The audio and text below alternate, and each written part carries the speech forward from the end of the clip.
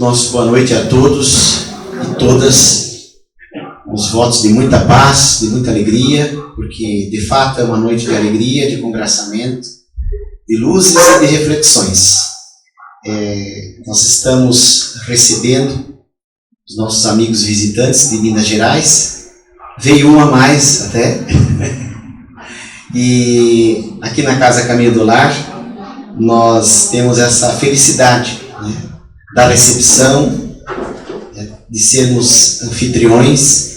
E nós de Barra Velha, Bruna, já agradecemos de antemão a receptividade, porque conseguimos com a Bruna fechar um roteiro de 3 casas no norte e também mais as casas da região de Florianópolis, onde o Rafael também esteve. Então, nesta noite, nós vamos ouvir o Rafael Lavarini, nosso amigo, nosso irmão, de Sete Lagoas, Minas Gerais, que é uma cidade próxima à terra natal do nosso Chico, e que recebe também muitas influências vibracionais, espirituais, da própria esfera de Chico e do resultado importante do seu trabalho na terra. E a família do Rafael, já há décadas, próxima do Chico, já recebe essa influência e propaga e difunde a mensagem da nossa doutrina espírita cristã e também do nosso codificador Allan Kardec e ainda do próprio médium de Emmanuel.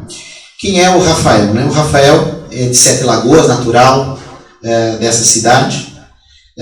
Iniciou novo na doutrina espírita, na pré-adolescência, nos movimentos e atividades do Centro Espírita Silva Jardim, lá na terra natal dele. Aos 16 anos ele proferiu a primeira palestra e agora já percorre quase todos os estados brasileiros e também o exterior. Aqui no Vale do Itajaí e no norte de Santa Catarina é a primeira vez, né? Primeira vez, ele já esteve algumas vezes em Florianópolis, mas não tinha vindo para o norte ainda, né? Por isso que a gente é tão grato à casa, viu, Bruno, por ter aberto para o Rafael, né? Foca os seus trabalhos nos estudos do Evangelho, sob a ótica da doutrina espírita, em livros como os Atos dos Apóstolos, as Cartas de Paulo, e é um estudioso da mensagem do apóstolo Paulo de maneira geral, né? E traz isso para a versão espírita, né? Para a visão espírita. Lavarini também integra o portal Saber, da Casa de Chico Xavier, de Pedro Leopoldo, em Minas Gerais. Coordena estudos lá na Casa Silva Jardim. Presidiu o Centro Espírita Cristã Irmã Débora Cristina, na cidade de Araçaí. Uma casa humilde, né, Rafael, que começou como esta, né? E que também expande lá as atividades e hoje desenvolve um trabalho também com apenados, né? E ainda apresenta um programa espírita na rádio local, rádio local, né, Rafael? Da cidade de Sete Lagoas, né? E ele vai falar para nós sobre o trabalho do cristianismo, baseando então a sua mensagem no Novo Testamento, e aproveita para divulgar a primeira obra em que ele analisa parábolas de Jesus à luz da doutrina espírita. É uma obra com 24 autores, né, entre eles o Rafael, assinando essa análise espírita. Tem aqui textos também do Simão Pedro de Lima, do nosso grande Raul Teixeira, do Haroldo Dutra Dias, do Andrei Moreira, né? E o Rafael tem à disposição depois, com toda a renda revertida para a Rede Amigo Espírita, que é também uma estratégia digital de difusão da doutrina, e ainda a Capela do Sol, Sete Lagoas, cujo coordenador presidente está aqui conosco também em visita, o Zé Roberto. E eu já vou antecipar também que o segundo livro, ele me passou só hoje, ele não conta essas coisas, mas o segundo livro está aí no prelo, né? Já está chegando também, então mais um fruto aí do seu trabalho abençoado. Nossa irmã Bruna faz a prece inicial e depois o nosso irmão Hélio faz uma harmonização musical para nós. Boa noite a todos. Boa noite. Sejam todos bem-vindos. A gente agradece a presença de todos vocês, em especial o Rafael. Seja bem-vindo à nossa casa. A gente espera que você se sinta acolhido aqui com a gente. O pedir que todos desliguem os celulares, quem ainda tiver com o celular ligado, para manter desligado até o final. Ao final dessa atividade, a gente vai fazer um passe coletivo, então a gente vai pedir para que vocês mantenham o silêncio, a harmonia, tá bom? Pedindo que nós fechamos os nossos olhos, relaxamos um pouquinho na cadeira.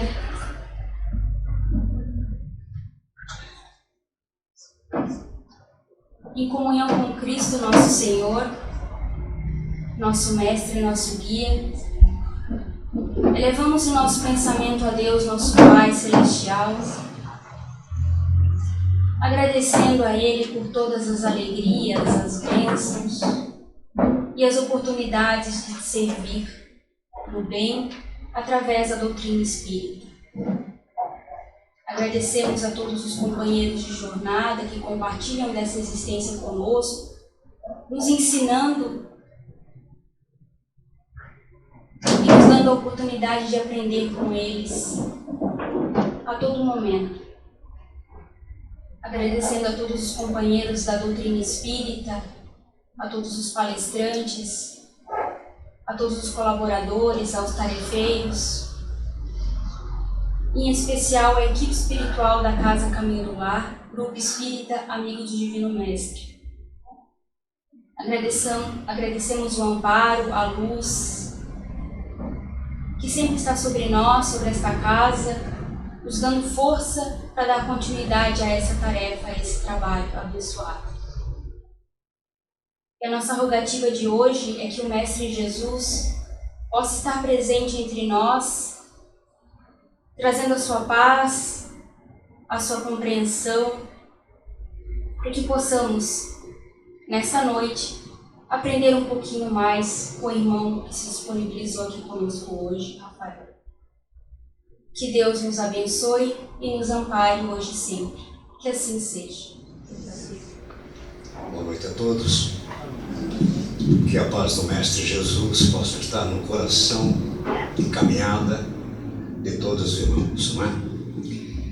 E poder dizer um muito obrigado ao nosso Pai pela oportunidade que Ele nos deu de estarmos essa noite com esse irmão que chega de longe, trazendo a boa energia mandada pelos mensageiros celestes.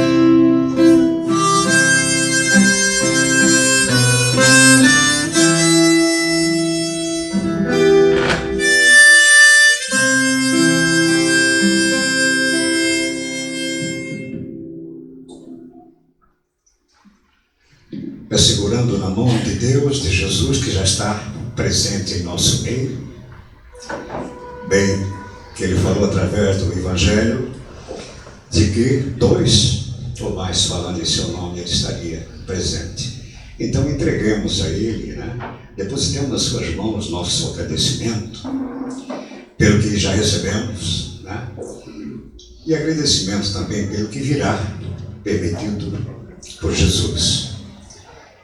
E segurando nas mãos dele, eu trago a mensagem que ela diz: olha por mim.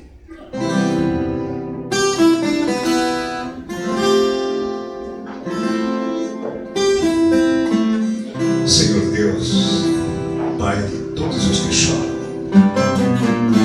busco-te hoje em favor daqueles que sofrem e se desesperam diante das vicissitudes da vida. Por todos aqueles, Senhor, meus irmãos que estão nas ruas e que passam fome, sede, frio, medo e abandono.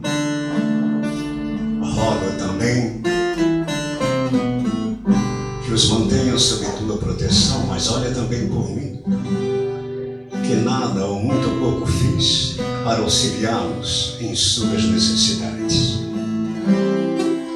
Rogo o teu bálsamo curador a todos os enfermos que em suas casas ou nos hospitais tanto necessitam de lenitivos para os seus sofrimentos. Mas volto-te ainda, Senhor, para mim, que servindo-me da desculpa da falta de tempo, nunca os fui visitar para levar o consolo de uma presença amiga. Bondoso Pai, amigo Mestre, rogo que olhes por todas as crianças e idosos abandonados, imersos em sua solidão e carentes de atenção, de carinho e, acima de tudo, de amor. Entretanto, volto igualmente os teus olhos a mim, que egoísta nunca doei a eles um pouco do meu tempo, da minha dedicação e do meu interesse.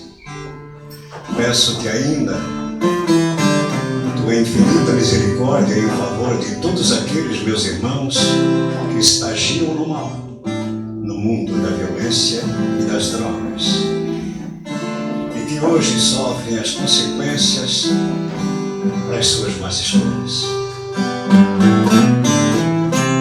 Porém, rogo antes por mim, Senhor, que muitas vezes, sem poder ou querer ajudá-los, ainda os julguei, colocando-me em patamar superior, esquecendo-me de uma forma ou de outra que todos ocorremos em erros durante a caminhada que nos leva à perfeição. Suplico ainda a tua consolação aos que perderam o sentido da vida, a vontade de viver, a esperança de um amor melhor e a fé que fortalece e dá coragem. Todavia, olha do mesmo modo para mim, Senhor, que bebendo diariamente de tua fonte de consolação, não fui capaz de oferecer a mão amiga para aqueles que delas necessitam. Assim sendo, ilumina-me, bondoso Pai, pois sou o mais necessitado de todos, pois tenho o alimento e não o compartilho. Eu tenho a coberta e a água, e não mato nem a fome, nem a sede do meu semelhante. Eu disponho das condições materiais e não a utilizo em favor dos menos favorecidos. Tenho a oportunidade diária de gerar modificações em tudo à minha volta e entrego-me a reclamações e desabores desnecessários. Então olha para mim, meu Deus, que tenho dinheiro e sou pobre, que eu tenho a saúde e sou enfermo, que tenho conhecimento do bem e não o pratico, que digo ter muita fé e vacilo, que tenho a luz e não enxergo. Por isso, olha por mim, Senhor.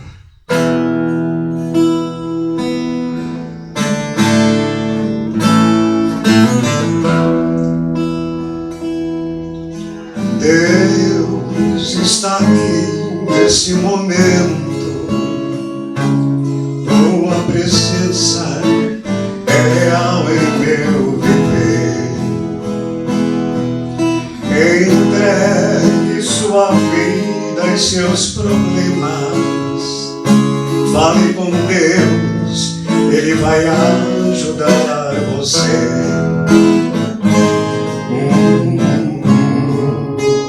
Deus te trouxe aqui para aliviar o teu sofrimento. Ele é o autor da fé, do princípio ao fim de todos os momentos. E ainda se vier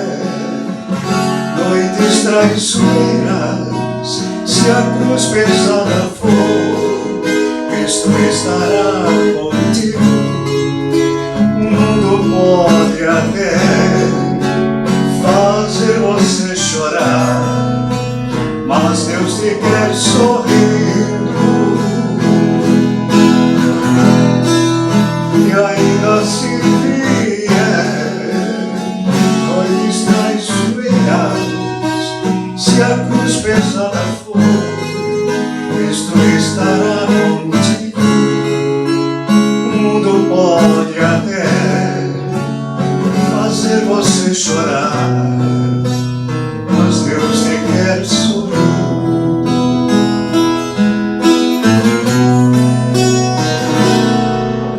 Seja qual for o seu problema, fale com Deus, Ele vai ajudar você. Após a dor vem a alegria, pois Deus é amor, não te deixará sofrer.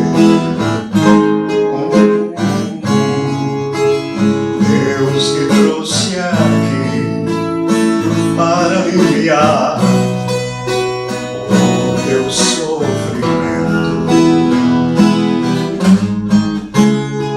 Ele é o autor da fé, no princípio ao fim de todos os teus momentos.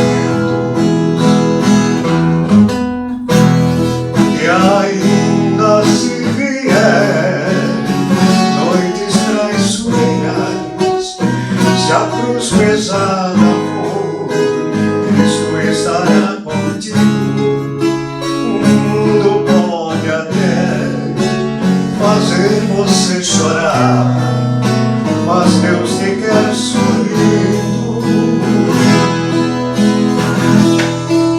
E ainda se vier noites traiçoeiras, se a cruz pesada for, Cristo estará contigo. O mundo pode até fazer você chorar.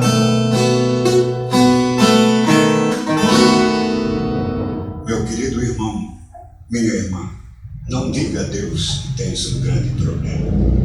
Diga sim ao teu problema, que tens um grande Deus. Pois Deus te quer sorrir.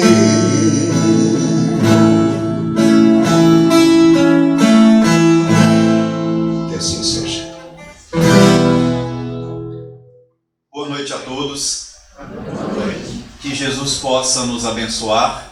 A gente agradece a oportunidade ao Cristo de estarmos aqui juntos em comunhão de pensamento para refletirmos no Evangelho.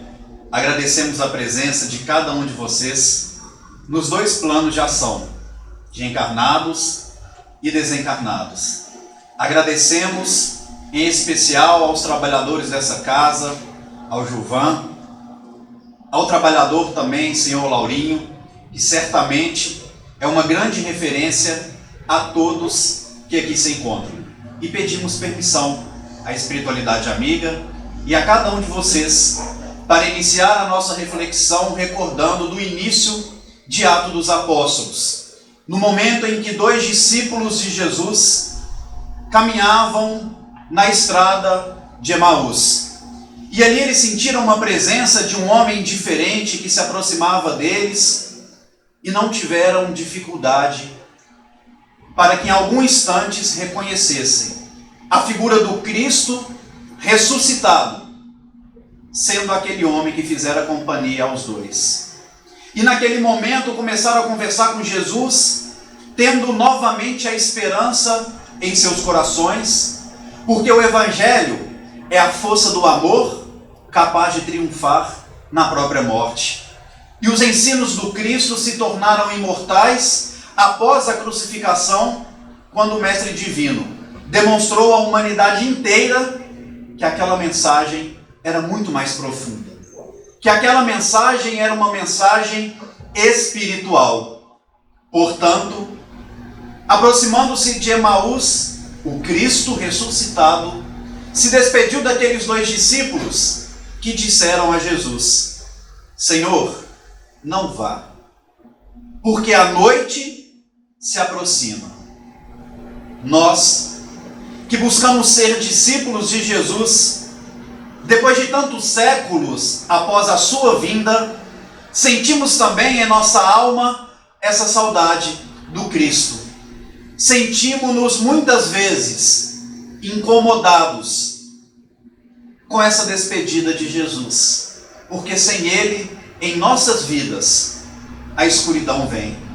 A noite cai e as trevas se fazem presentes, mas com Jesus, a nossa vida tem uma proporção totalmente diferente.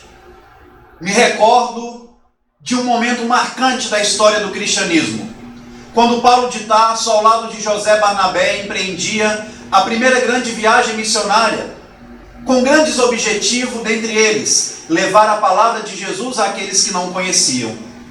E naquela viagem memorável, ao aproximar-se de uma cidade chamada Antioquia da Psídia, pararam para repousar numa caverna, numa gruta. E ali, em alta madrugada, falavam sobre o Evangelho, com muita alegria, dizendo uns para com os outros: olha, temos o tesouro da vida, achamos aqui a chave que abrirá todas as portas do mundo. Esse tesouro precisamos guardar conosco. Mas ali passavam 2 criminosos. Temos o tesouro da vida? Que riqueza é essa? E eles foram então com alguns objetos cortantes, a fim de assaltar Barnabé e Paulo de Tarso. E então perceberam que o tesouro era um pergaminho, era o Evangelho.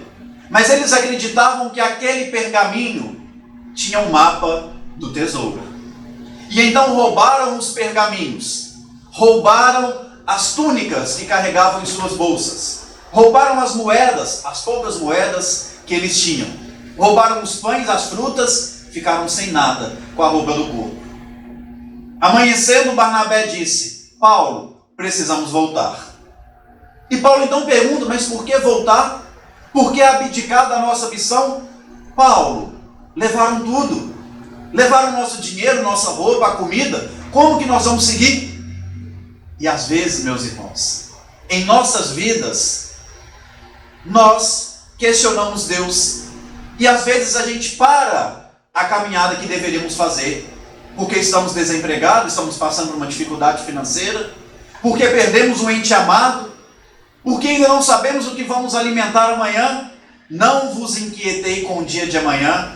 Observai os pássaros no céu, que não semeiam, não trabalham, mas Deus não deixa faltar o necessário para eles. Sempre há o necessário para aquele que serve a causa do Senhor. Sempre há o necessário para o homem de bem. E então, Paulo disse a Barnabé: meu amigo, vamos adiante, porque em Antioquia poderemos arrumar um novo trabalho. Em Antioquia poderemos recomeçar a nossa vida. Podemos nos alimentar no caminho com algum fruto silvestre que encontrarmos. Ah, Paulo, bem compreendo o seu entendimento. E de fato poderíamos seguir nessa linha de raciocínio, mas roubaram o Evangelho. Como que os irmãos das próximas cidades vão copiar os escritos sagrados? Não tem como continuar, porque levaram o Evangelho. Naquele momento, Paulo apenas deu um sorriso a Barnabé e recordou de um presente que havia ganhado das mãos de Gamaliel, o seu pai espiritual, quando este se converteu ao cristianismo e foi ficar 3 anos no deserto meditando em Jesus. Era um evangelho escrito por Levi ou Mateus, que Gamaliel havia ganhado das mãos de Simão Pedro em visita à casa do caminho, e anos antes dessa viagem havia presenteado Paulo, que sempre levou o evangelho dentro da túnica, próximo ao coração. E ali Paulo sorri e tira aquela preciosidade, tira aqueles pergaminhos e apenas mostra o evangelho para Barnabé. Seguiram naquela viagem missionária. permaneceram com o propósito de servir a Jesus. E naquele momento Emmanuel faz um comentário comovedor, dizendo que era profundamente comovedora a fidelidade que os primeiros cristãos tinham para Jesus Cristo. E nós precisamos entender que se a vida não vai bem, se temos problemas, e todos nós aqui encontramos-nos encarnados e desencarnados, unidos pela dor. Lê do engano dizer que uns vêm na casa espírita pelo amor e outros vêm pela dor. Todos nós vamos encontrar o Cristo pelo sofrimento. Até Chico Xavier encontrou Jesus pelo sofrimento. Ainda não amamos. Estamos buscando, através da boa vontade e do trabalho, amar como Jesus amou. Mas o sentimento do amor, esse sentimento sublime da vida, é uma construção secular, mas nós não precisamos desanimar. Cada dia é um bom combate. Cada dia uma nova oportunidade em servir, e através da simplicidade, através do entendimento de que cada tarefa que Deus coloca em nossa vida é a tarefa certa, nós estaremos desenvolvendo o amor. Jesus, na última reunião que teve com seus discípulos, com seus apóstolos, com seus 12 seguidores, na chamada Santa Ceia, após fazer a refeição com seus amados, ele se veste como um escravo, trazendo para a gente a grande mensagem da simplicidade. A última reunião, a última oportunidade de levar uma grande lição aos seus seguidores, e a primeira atitude do mestre, se vestir como um escravo da época costumava se vestir. E além de trazer a mensagem da simplicidade, ele serviu, ele trabalhou, porque Jesus se ajoelha e começa a lavar os pés de cada um dos discípulos. Aparentemente uma simbologia, mas se aprofundarmos no entendimento, perceberemos que naquela época os escravos costumavam lavar os pés dos senhores. Era uma atitude do escravo misérrimo para com seu senhor. Lavar os pés para refrescar todo o corpo. Era região de deserto, não tinha carro, não tinha moto, bicicleta. Caminhavam longos quilômetros a pé. Não tinha ar-condicionado, não tinha ventilador. E colocar os pés numa bacia de água fresca era um momento refrescante. E os escravos já esperavam seus senhores com a bacia. E ali Jesus, o Senhor da vida, na última atitude que ele teve com os 12, se veste como escravo e lava os pés de todos. Mas Pedro era o discípulo da emoção e falou: o Senhor não vai lavar os meus pés, eu tenho que lavar os seus pés, sou menor que você. Mas ele não tinha entendido o propósito daquela mensagem do Cristo, que ainda precisa reviver em nossos corações. E ali Jesus falou: quer ter parte comigo, Simão Pedro? E Pedro respondeu: quero, mestre. Então deixa eu fazer isso. Deixa que eu faça aquilo que está estabelecido pelo Pai Celestial. Ah, Senhor, então lava meu corpo inteiro. Aquele que tem um coração puro, só os pés basta. E aí ele lava os pés de Simão Pedro e fala com os discípulos: vós me chamais de Senhor e Mestre, e dizeis bem, porque eu sou. Ora, se eu, Senhor e Mestre, lavo os pés de cada um de vocês, eu espero também que vocês lavem os pés uns dos outros. Dizendo para a gente que aquele que quer seguir o Cristo precisa estar disposto a trabalhar. Que aquele que quer ser cristão precisa aprender a trabalhar nas mínimas coisas. Me recordei durante essa nossa trajetória em Santa Catarina de um fato muito emocionante que aconteceu na casa espírita, da qual também sou vinculado na minha cidade, com um senhor chamado Senhor Antônio Nazareno. O Senhor Antônio Nazareno é um senhor que tem 10% da visão. Já tem mais de 80 anos, já perdeu 2 filhos para o mundo das drogas, a esposa para o alcoolismo, vive sozinho, numa casa muito simples, mas extremamente limpa, asseada, faz sua própria comida, lava sua roupa, passa. e ajuda na casa espírita. Sempre quis ajudar com magnetismo, sempre quis ajudar com passe, mas pela dificuldade de enxergar, ele achou melhor ir para a vibração. Faz ali suas vibrações humildemente para todos aqueles irmãos que colocam o nome no caderno de oração. Assim sempre foi seu Antônio Nazareno. Nunca falta nos dias de trabalho.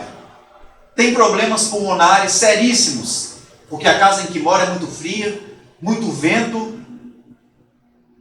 Quando tem as crises mais severas, não consegue ir. Mas quando está bem, ou quando está mal, mas que consegue ir à casa, é o primeiro a chegar. E um dia, alguns anos atrás, chamou o presidente de até então da casa espírita e falou que precisava ter uma conversa séria. O presidente, que à época era meu tio, falou: olha, aposto que ele vai me pedir alguma coisa, porque nós julgamos aqueles que se apresentam como menores.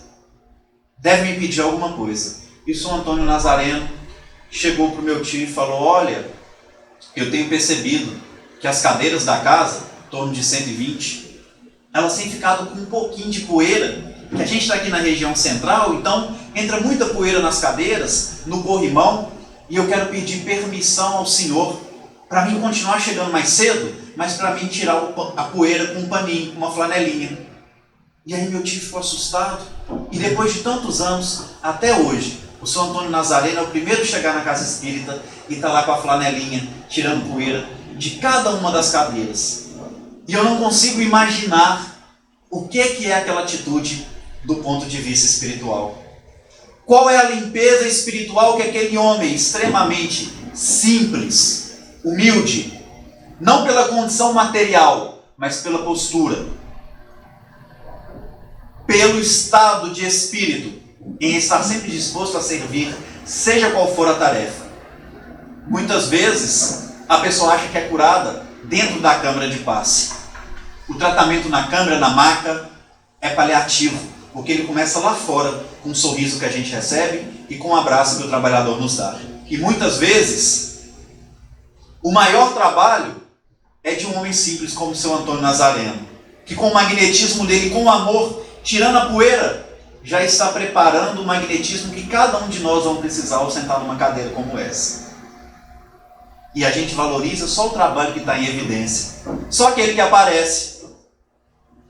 Gamaliel, um dos grandes doutores da lei, primeiro orientador de Paulo de Tarso, depois da sua conversão, disse a Paulo: as tarefas apagadas são as grandes mestras do espírito de submissão. O que ninguém quer fazer, quando a gente pega para fazer com amor, podem ter certeza que espiritualmente aquela tarefa tem uma proporção maravilhosa. A simplicidade é a coisa mais bela da vida. A simplicidade precisa embalar a nossa existência. Se o casamento não vai bem, simplifique. Vai fazer uma simples caminhada com a esposa. Ali muitas vezes é um momento que vocês vão ter um diálogo que há muito tempo não tem. Os neurotransmissores vão auxiliar, porque há uma sensação de bem-estar enquanto pratica uma atividade física, uma caminhada, por exemplo, e a pessoa que está ao seu lado é a esposa, é o esposo, e aí a gente vai associar que aquele bem-estar é a companhia da pessoa que eu estou tendo dificuldade. Uma coisa simples, uma caminhada pode restaurar um casamento. Atitude simples com os nossos filhos: jogar bola na rua, rouba bandeira, queimada. Não sei se aqui tem esse tipo de brincadeira, mas em Minas era muito comum na nossa época. Restaura, tira a criança da tecnologia. Não que a tecnologia seja ruim, mas o excesso é ruim. O que é simples é bonito. O que é simples nos prepara a trabalhar como verdadeiros cristãos. Perguntaram a Chico Xavier, dos mais de 500 livros que ele psicografou, qual foi o mais importante? Ele cita 3. O terceiro, Cartas de uma Morta, de autoria mediúnica da sua mãe, Maria João de Deus. O segundo, Boa Nova, e o mais importante, Paulo e Estevão. O Boa Nova, para terem uma ideia, na apresentação do livro, Humberto de Campos fala que traria naquela obra 30 histórias inéditas da vida de Jesus que a humanidade ainda não conhecia. e que ele trazia sendo portador da espiritualidade maior, das tradições espirituais superiores. No capítulo 2, nós vamos encontrar Maria de Nazaré recebendo a visita da sua prima, Isabel. Quando João Batista tinha 12 anos e meio de idade e Jesus 12 anos. A diferença era 6 meses de um para com o outro. E aí Isabel e Maria começam um diálogo muito interessante, falando das preocupações de mãe. Toda mãe preocupa. Não era diferente com Isabel e com Maria. E ali Isabel fala, olha, João tem sumido. Ele fica às vezes horas e horas e horas longe de casa. E eu vou procurar, ele está aí no deserto da Judéia, em meditações profundas, uma criança de 12 anos, meditando profundamente. E ela ficava achando aquilo estranho. E Maria dizia, eu vejo que os nossos filhos trazem uma mensagem que vai renovar a humanidade inteira, porque é a mensagem de paz e de esperança. Mas eu também acho esquisito, porque Jesus some. Uma criança de 12 anos desaparece e quando retorna, costuma trazer algum criminoso que é conhecido aqui na nossa região, oferece para ele comida, oferece banho, e eu fico aflito, eu sou mãe. E teve um desses dias, Isabel, que eu fiquei mais apavorada, porque eu chamei José e desabafei com ele. E no dia seguinte, como se soubesse de tudo que eu falei com o pai, Jesus aproximou de mim e falou, mãe, o que queres tu de mim? Olha que pergunta forte. Imaginemos nós, pais e mães, avós, avós, ouvir isso dos filhos e dos netos. Pai, mãe, o que você quer de mim? O que nós queremos dos nossos filhos? Qual é o nosso propósito para eles? E aí Maria fala, filho, eu preocupo com você. Eu estou fazendo tudo isso por preocupação. E os pais se preocupam com os filhos.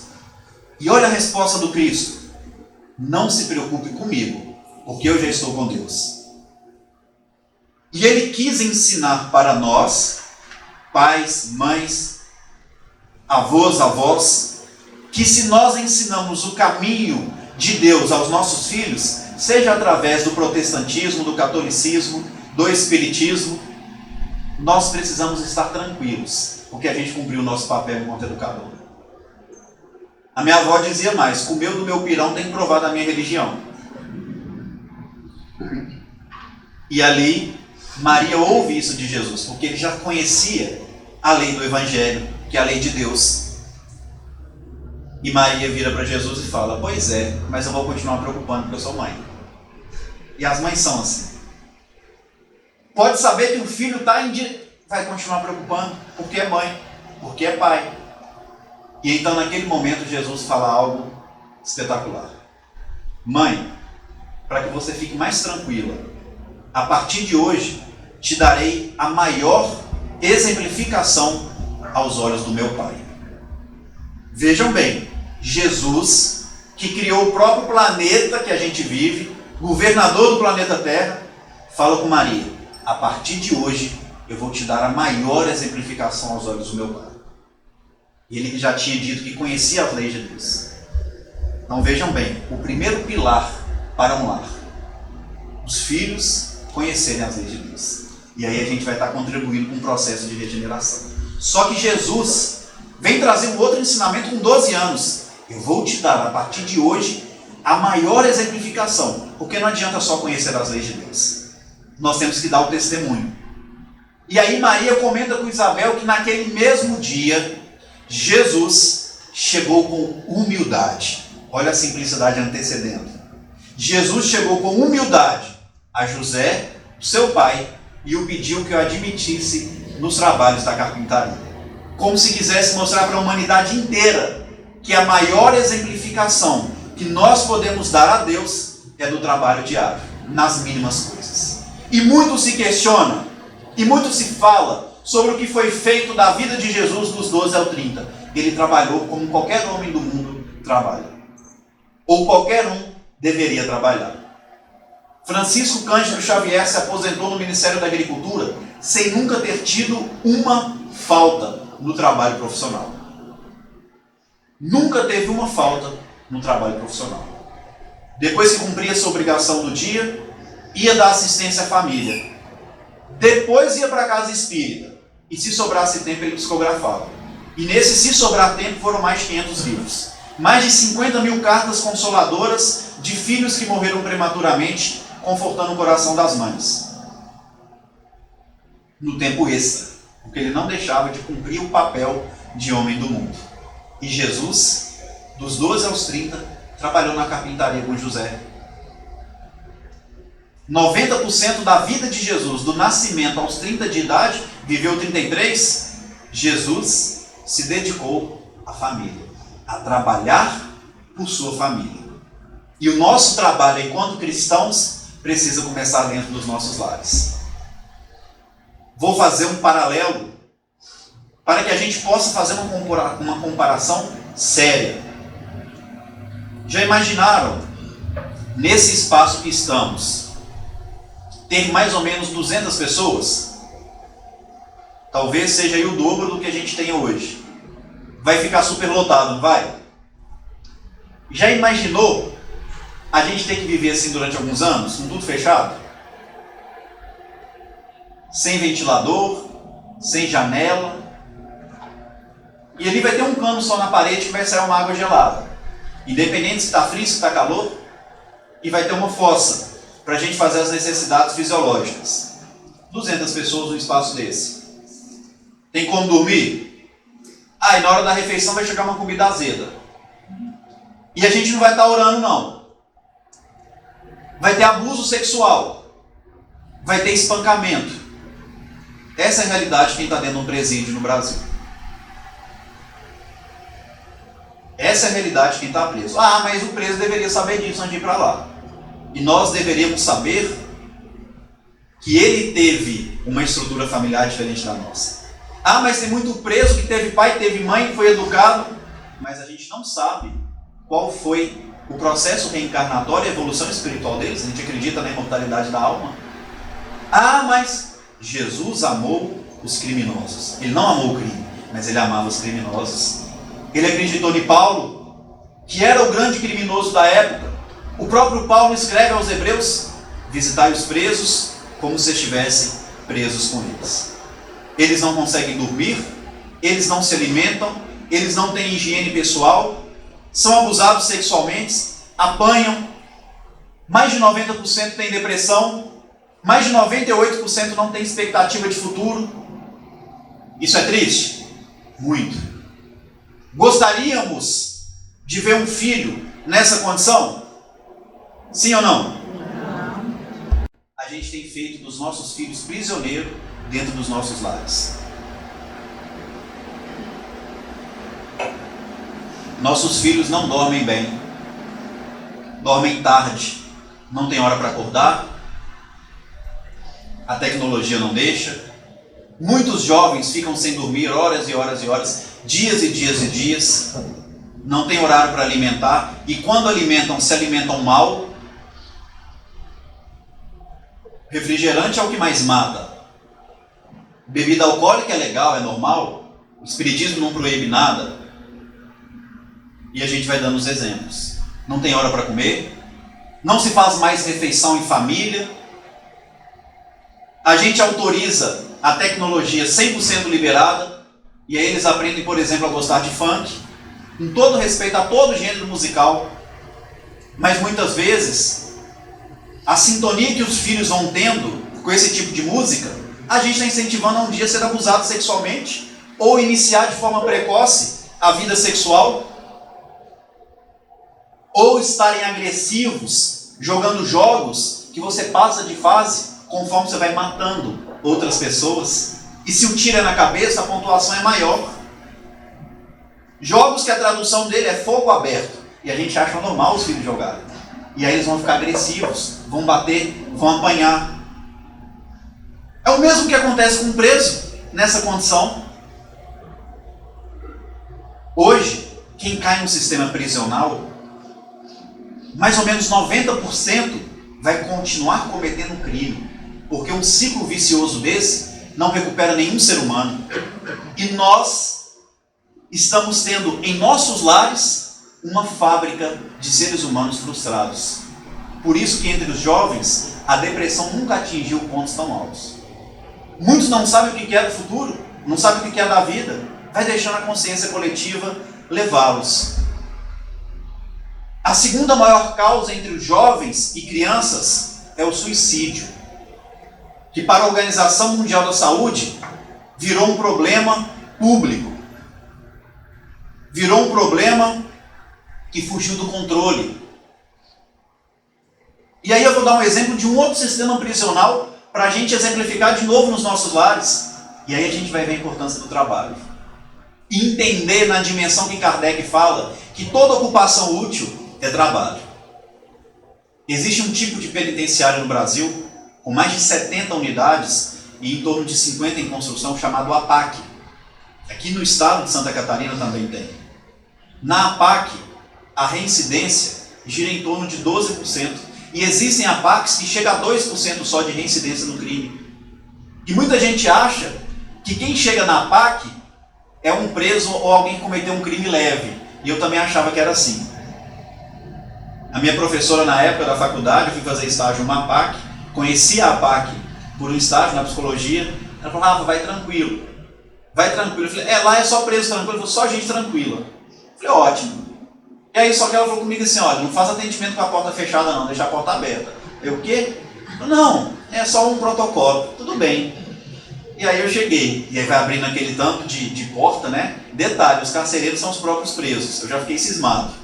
E aí, mineiramente falando, eu fiquei um pouco cismado. E aí, cheguei no regime fechado, quase 100 homens lá. E eu pensando, os crimes foram tranquilos, foi leve, né?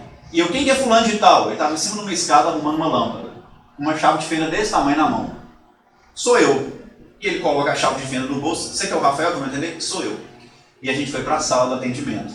A primeira coisa que ele me falou, 1,95 m de altura, muito forte, por sinal. Posso fechar a porta? Aí eu pensei, não vou mostrar que eu estou com medo, não. Eu falei, pode, fecha a porta, né? E ele já começa o relato, com 20 e poucos anos, dizendo que havia matado 19 pessoas. E eu lembrei da minha professora falando que era tranquilo, né? E fiquei um pouco apreensivo. Mas foram 6 anos, tem sido 6 anos de boa experiência. E a gente percebe que o trabalho social não está só na casa espírita. A casa espírita precisa também fazer o trabalho social. E a APAC faz um trabalho maravilhoso. A APAC faz um trabalho sensacional. Na APAC, um preso em Minas Gerais custa em torno de R$4.000. Na APAC, em torno de 500. Muito mais barato e recupera muito mais. 6 da manhã, todos precisam estar de pé. Tem horário para acordar. Eu acredito que a maioria de nós que estamos aqui também tínhamos horário para acordar. O pai e a mãe não davam moleza, não. 8 da manhã, acorda, que não é horário de aumentar na cama, não. Acorda que você tem tarefa. Hoje não tem horário para as crianças e para os jovens acordar. É na hora que eles querem, na hora que o olho abrir. E vai acordar mais cedo. Fica mal-humorado. E nós não tivemos moleza. E aí, às 6h15, eles precisam ter arrumado toda a cama. São 4 por cela. Cada cela com 4 camas. 6h15 a cama tem que estar arrumada. E aí o chefe da cela vai passando. Tem os chefes da cela, do corredor, do pavilhão, do sistema fechado, do semiaberto.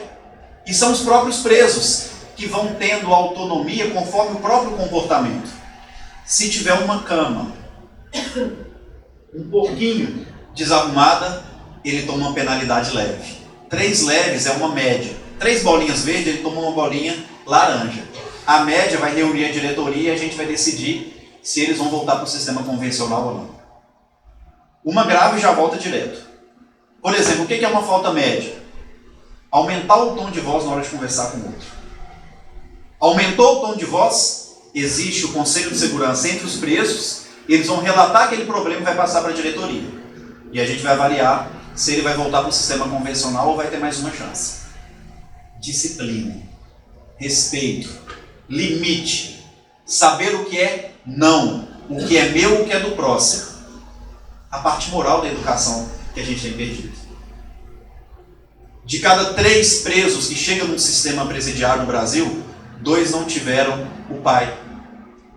E a simbologia do pai é essa, é o limite, é falar não. O que pode, o que não pode, o que é certo, o que é errado. E existem mães que fazem papel também do pai, que sabe falar o não, que tem que ter a rigidez na hora que tem que ter a rigidez. Mas sabemos que o amor embala o processo educacional. 6h30 todos precisam estar no refeitório, porque lá eles são obrigados a ter uma religião. E de 6h30 às 7, todos os dias, eles fazem um louvor a Deus, agradecendo o dia e agradecendo aquele alimento. E hoje as famílias não deixam Jesus entrar dentro dos lares diariamente. E quando a gente vem falar de culto no Evangelho aqui na frente, a gente faz propaganda para fazer uma vez por semana. Culto é todo dia. Paulo fala que com a mesma proporção que todo ser precisa do alimento material, nós também precisamos do espiritual. E se a gente toma café da manhã, almoça, café da tarde e janta todos os dias, o Cristo também tem que estar presente em nossas vidas todos os dias. E na PAC está. De 7 às 7h30 tomam café, de 7h30 a meio-dia trabalham, são obrigados. Aqueles que não têm uma profissão aprendem, porque lá eles ensinam. Do artesanato à piscicultura, do marceneiro ao ajudante de obras. E aí a gente faz um outro paralelo. Antigamente os pais ensinavam profissão para os filhos, como José ensinou para Jesus com 12 anos. Ah, mas hoje a lei não permite criança trabalhar, mas eu tenho certeza que ninguém vai entrar na casa da gente para ver o que está acontecendo. E Kardec fala que o limite do trabalho é o limite das próprias forças. Não precisa dar um trabalho de um adulto para uma criança, mas a criança tem que trabalhar. A criança, ainda novinha, ela tem que saber que ela levantou, ela tem que arrumar a cama. Tudo isso é trabalho, ocupação tempo do útil. Ocupação útil do tempo. Tudo isso é trabalho. Acabou de fazer a refeição? Pegue a louça, coloque na pia, lave a louça. E aí a gente começa a dar valor. Vai plantar uma horta? Chama o filho, prepara a terra, mostra que a gente joga semente e tem que regar todo dia, mas que o crescimento é de Deus. E que depois de algumas semanas a gente vai colher aquilo ali. E naquela feijoada maravilhosa de domingo, a couve foi o filhinho de 6 anos que conseguiu fazer. E vai ter um dia que ele vai lá colher o alface e o passarinho vai ter comida. Ele vai ter uma frustração. Ótimo. Porque hoje as crianças e os jovens não têm frustração. E quando tem a primeira lá com 17, 18 anos, uma namoradinha termina o namoro, suicida. Porque nunca teve frustração. Nunca ouviu não. Olha a importância do trabalho no contexto familiar. Lá na PAC eles trabalham, tem o horário do almoço normalmente. Respeita o horário do almoço, faz a prece agradecendo aquela comida. O que também a gente não tem nos lares, antes das refeições, volta ao trabalho de 5, quando termina a jornada de trabalho, até 6h30 é o momento que eles tomam um banho, dá uma relaxada, 6h30 são obrigados a estudar. Estudam. Salvo uma vez por semana, que é o culto religioso. São obrigados a ter uma religião. Tem o dia da missa, do espírita e do evangelho. São obrigados a ter uma religião. E eles compensam as aulas, estudam 4 vezes por semana. Seja terminar o primário, secundário, fazer uma faculdade. Quando dá 10 da noite, eles são liberados para jogar bola. 11 horas, todos na cela de banho tomado para dormir. Eu não estou falando que a gente tem que ser militar dentro dos nossos lares, mas tem que ter a disciplina do trabalho. Através do trabalho, a gente consegue desenvolver virtudes para uma vida inteira. Ensinando o valor do trabalho aos filhos, ele nunca passará fome, por exemplo. Ele pode passar por dificuldades, mas nunca lhe faltará o necessário. E aí, às vezes, a gente quer desenvolver um trabalho maravilhoso no âmbito espiritual, só que a gente não consegue fazer isso em casa. Nós, na casa espírita, somos reflexo do nosso dia a dia com a família, com um colega de trabalho. E se lá a gente não está conseguindo desenvolver isso, como que a gente vai ser enquanto cristãos? Será que eu vou ter ânimo de assumir uma tarefa espiritual se eu tenho preguiça de arregaçar as mangas e pegar na enxada?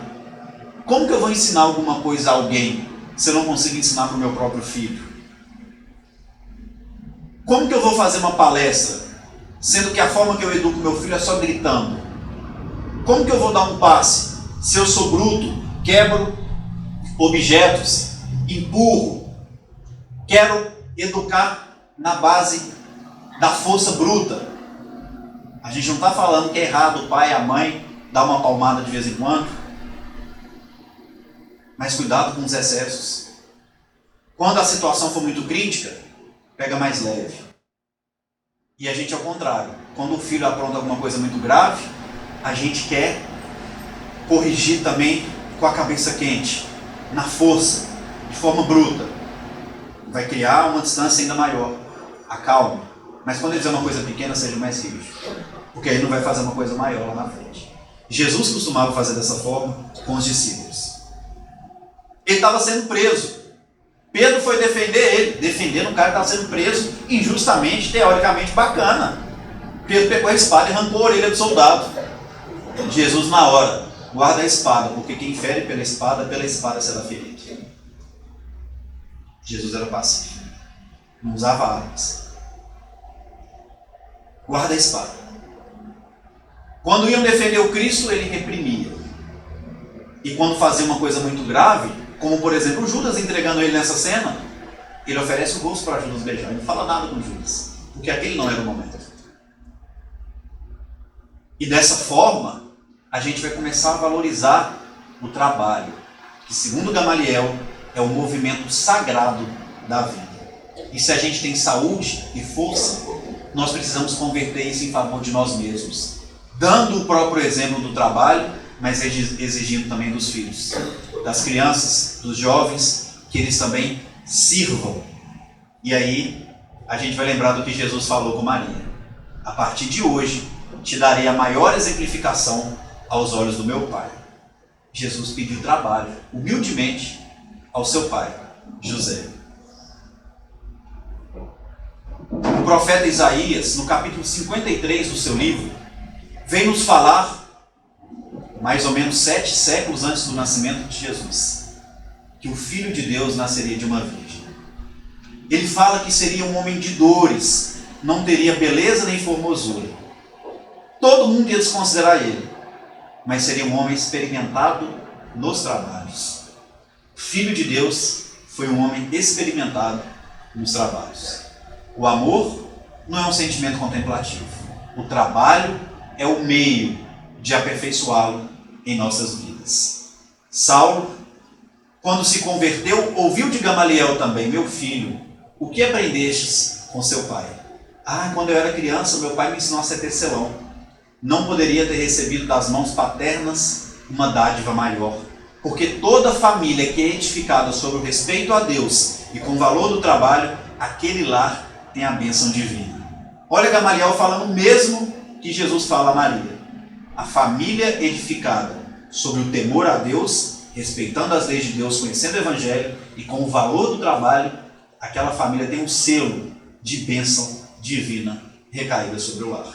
O trabalho e o Evangelho precisa começar no nosso ambiente doméstico. Culto do lar todos os dias. Tarefa, horário para acordar. Ensinar uma profissão aos filhos. Isso faz parte do nosso aprimoramento. Isso faz parte dos ensinos mais sublimes de Jesus Cristo, que veio trazer para a humanidade inteira grandes mensagens, mas a principal delas, a simplicidade e a boa vontade para servir.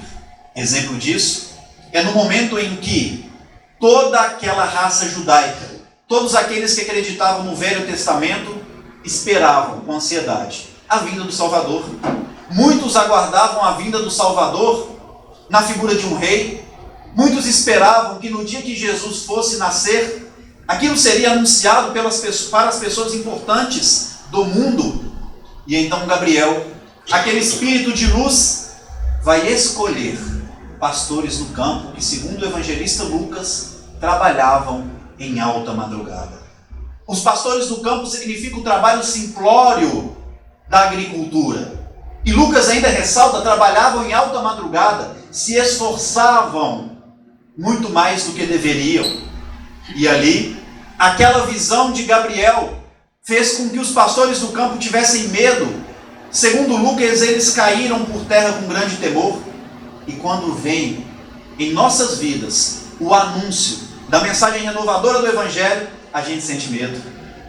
É óbvio que eles ali também tinham medo da visão espiritual, porque pouco conheciam sobre espírito. e nós temos medo do desconhecido. Mas Gabriel sabiamente disse: não tenham medo, porque eu trago a vocês uma boa nova que será alegria para a humanidade inteira. Nós, quando encontramos Jesus em nossas vidas, também temos medo, porque Jesus vem no momento de dor e no momento de sofrimento.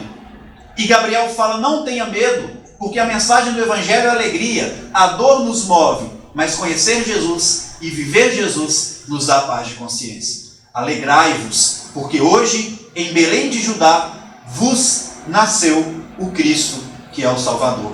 O verbo nascer não precisa de complemento verbal, como muitos verbos da língua portuguesa. Nasceu seu filho, vai nascer seu filho. E ali Gabriel coloca um complemento verbal. Vos nasceu o Cristo, que é Senhor.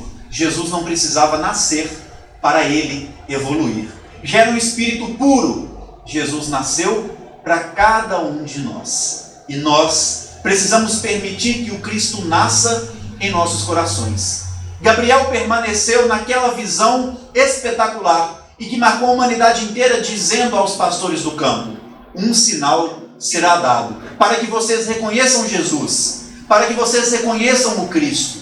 Encontrarás ele envolto em panos numa manjedoura. É o sinal da simplicidade. Reconheceremos Jesus em nossas vidas através dessa simbologia maravilhosa da simplicidade. O simples é muito belo. Lucas continua narrando aquela cena maravilhosa, dizendo que após pronunciar essas palavras, um exército celestial ficou ao lado dos pastores do campo. Um exército celestial. Vários espíritos angélicos ali estavam, fazendo um coral maravilhoso, entoando hinos de alegria ao Senhor da vida. Hinos de alegria ao Pai Celestial, que trazia para o mundo o seu Filho amado, que para nós já é realidade. Não precisamos esperar como esperou o povo hebreu. Não precisamos esperar pela vinda do Salvador. Nós já temos Jesus, e Chico Xavier fala que Espiritismo é Jesus de novo no coração do povo. E aquele exército celestial, comandado pelo maestro da espiritualidade, Gabriel, apenas cantava aos pastores do campo que trabalhavam. Glória a Deus nas alturas. Vamos reconhecer a grandeza do Pai Celestial. Paz na terra aos homens de boa vontade. Teremos paz na terra. Teremos alegria nessa terra, por mais que passamos por provações, quando desenvolvemos a boa vontade em nossa alma. A primeira bem-aventurança também vem nos falar de simplicidade. Bem-aventurados os pobres de espírito, porque sem simplicidade não alcançaremos nada em nossas vidas. Mas a segunda bem-aventurança, que é a sequência da simplicidade, vem nos falar: bem-aventurados que choram, porque serão consolados. E muitas vezes esperamos, na condição de vítima, alguém vir nos consolar. Mas ali é um convite para que nós possamos ir consolar os que choram. Não ficar só esperando o consolo, mas mostrar que nós já temos Jesus, que nós podemos iluminar a vida daqueles que andam em trevas. Bem-aventurados os mansos, porque herdaram a terra. O momento atual da nossa humanidade roga para que sejamos mansos, para que evitemos as discussões infrutíferas, para que saibamos respeitar o silêncio no ambiente doméstico, quando o clima se exalta. Bem-aventurados aqueles que têm fome e sede de justiça, porque serão saciados. Muitas vezes, a injustiça aos olhos da terra é a oportunidade e o meio da justiça divina se cumprir em nossa vida, porque nós acreditamos que a vida é uma só, que a vida não cessa com a morte do corpo físico. Nós recordamos do provérbio de Salomão, no capítulo 2, quando ele nos fala: filho meu, não rejeites o corretivo do Senhor, porque Deus repreende o filho que ama, da mesma maneira o pai e o filho que quer bem. Por isso que são bem-aventurados aqueles que têm fome e sede de justiça, porque serão consolados. Saibamos compreender a justiça do Pai Celestial, mesmo que estejamos em sofrimento. Bem-aventurados os misericordiosos, porque alcançarão a misericórdia.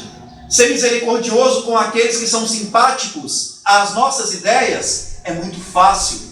ser misericordioso com um criminoso, fazendo a visita numa cadeia pública a um desconhecido, é o papel do cristão. Ir a um hospital, limpar o vômito, trocar a fralda de um desconhecido, é o papel do verdadeiro cristão.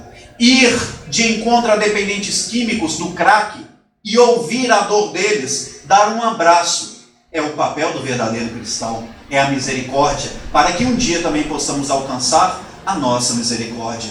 Bem-aventurados os pacificadores. Quando conseguirmos entender a simbologia da simplicidade, quando enxugarmos lágrimas, quando formos mansos, quando compreendermos a justiça de Deus, quando tivermos o nosso coração puro, e aqueles que têm puro coração verão a Deus, passaremos a ser pessoas pacificadoras. Bem-aventurados sois vós, que sofreres perseguição por amor ao nome do Cristo, porque será de vocês o reino dos céus. Meu Pai trabalha até hoje, e eu trabalho também, ensinou Jesus a cada um de nós. Que possamos arregaçar as mangas e trabalhar em benefício da obra do cristianismo na terra, porque o Espiritismo vem restaurar a mensagem sublime do Evangelho. Para tanto, que possamos começar a trabalhar em benefício de nós mesmos nos nossos lares. Mesmo diante dos pesares das dificuldades da vida, observa, alma querida, a dor que ilumina a vida. Sobre as provas tais como elas são, a terra é uma grande escola, de que temos usufruto, lembrando-nos um enorme instituto de trabalho e de elevação.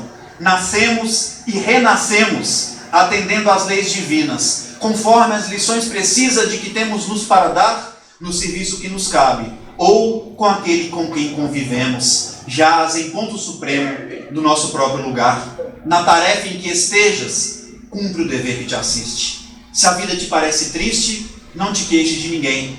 Cada pessoa na terra intimamente é chamado a servir, de estrada a estrada, até a vitória do bem. O homem, robusto, moço, que administra a riqueza, traz por suas vezes rude e acesa a fogueira da aflição. A mulher, que exibe ao colo joias em forma de luzes, às vezes tem muitas cruzes por dentro do coração. Nunca censures nem critiques ninguém. Trabalhe, crê, auxilias e não tema. Cada qual guarda problema. E na forma de sorriso e de dor, quem mais serve e mais perdoa é aquele que se renova, vencendo de prova em prova nessa grande escola do amor. Muito obrigado, Senhor. Muito obrigado, senhores e senhoras.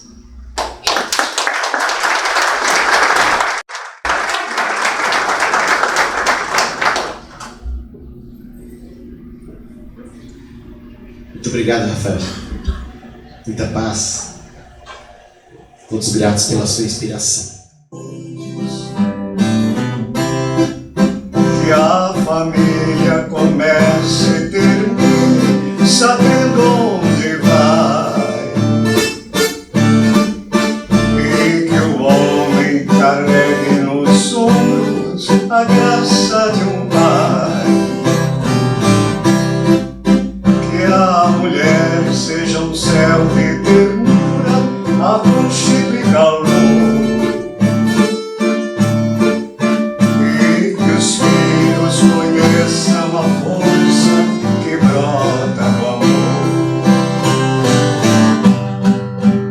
Abençoa, Senhor, as famílias, amém. Pode ajudar, minha gente. Abençoa, Senhor, a minha também. Abençoa, Senhor, as famílias, amém. Amém. Abençoa, Senhor, a nossa também.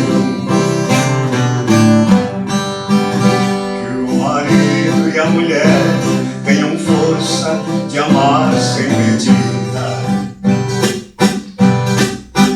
que ninguém vá dormir sem pedir ou sem dar seu perdão, que as crianças aprendam no colo o sentido da vida,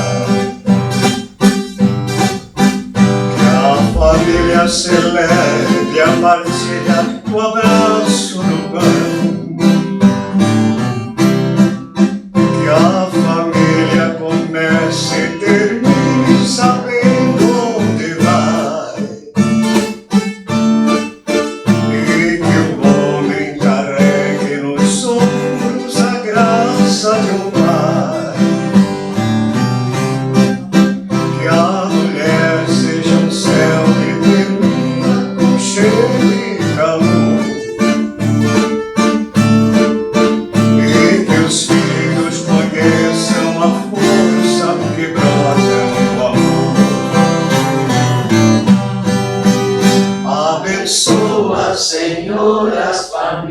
famílias, amém. Já dá pra gravar, hein? Amém. Abençoa, Senhor, a minha também. Abençoa, Senhor, as famílias, amém. Amém, amém. Abençoa, Senhor, a nossa também.